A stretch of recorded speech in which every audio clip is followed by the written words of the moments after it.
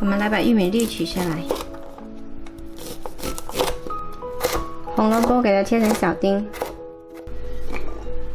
我们再来开一罐午餐肉，这个装午餐肉的罐子留着，等一下我们要用。午餐肉给它切成片，平底锅加少许油，油温热了，把午餐肉放进来煎。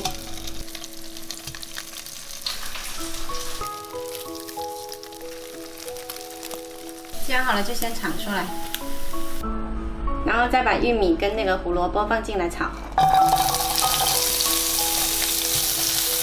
再加一点点盐，炒熟了就可以。然后倒到提前煮好的米饭里面，再来拌均匀，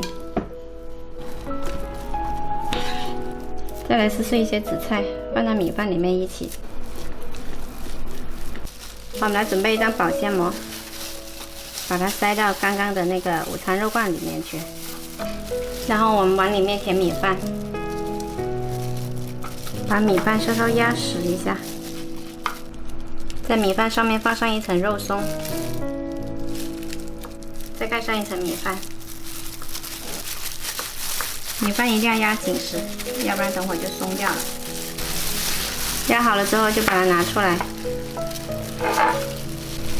上面放上一块午餐肉，然后用一张紫菜把它包起来，把口给它封好，这样就可以啦。今天这个紫菜包饭应该小朋友很喜欢吃。